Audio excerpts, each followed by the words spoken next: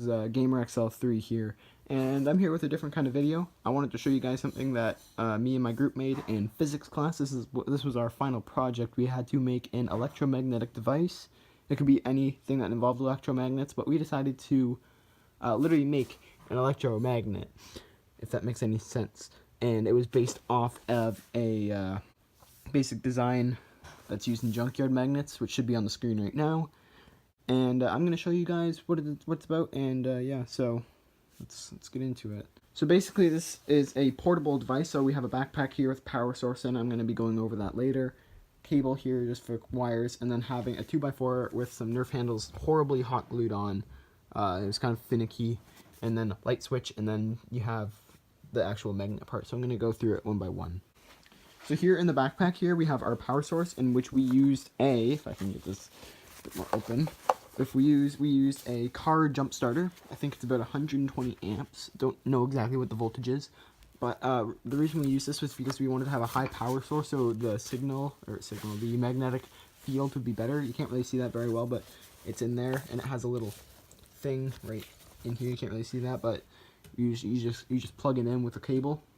It charges it, and so after that you have these clamps here, which are connected to wires, and these wires are actually old dishwasher wires from our old dishwasher from the year like 2000 something.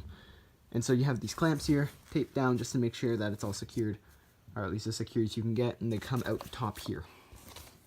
So if we zip this up, just kind of come on. So after this is all closed up, you usually just wear this, and so for this part you just have a backpack and any power source is fine. And then you have cables come out here, and we used this black flexible tube in order to make it look nicer, or at least try and make it look nicer, and also more for just cable management, because having two wires come over can be they can separate and go all over the place, and you don't want that. So we have this little flexible wire here that can just it just goes over your shoulder, whatever. And yeah.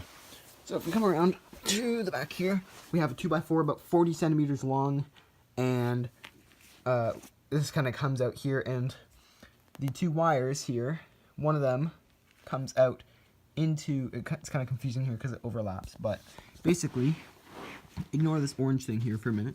So one wire, I think this is connected to the positive end. I guess in the end it doesn't really matter, but this is connected to the positive end, and it hooks up into this light switch here, because we used an old switch that I had, but it blew out from it.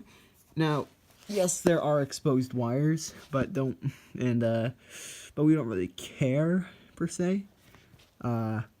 So I mean, is it a hazard? Probably. Just don't touch it when it's on. And so yeah. So you have light switch here. We labeled it off and on. This is off, and turn it on like that. Obviously, it doesn't make any noises, so you have to kind of make sure it's on or off. So after that, kind of connects. So it literally connects into this end of the light switch, and it goes out this end. You just screw it on. This is one of those ones that are relatively easy to fix in. And then you have another cable coming out here and attaching to this part. This is the soft iron core. Now normally this is not magnetic.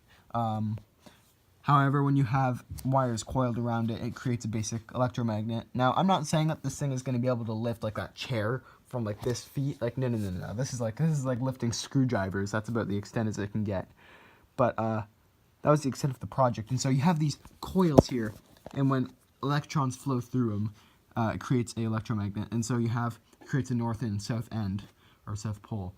And so I think there's 21 coils here, comes around, another 21 coils here, and it just kind of follows through to this little orange bit, in which this orange thing was basically literally just intertwined two exposed wires, and then this acts as an insulator, just so then it just kind of holds it better.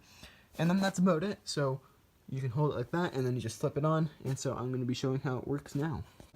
So I'm here in just some kind of workshop, or at least in our basement. We have a little section here just with random junk.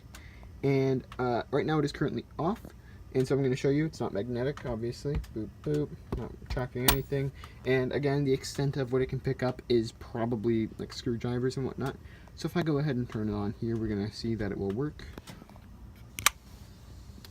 So it is now on, like that. And as you can see here, picks it up. And then again, you can just turn it off, like so. Hang on. Oh, Just dropped it.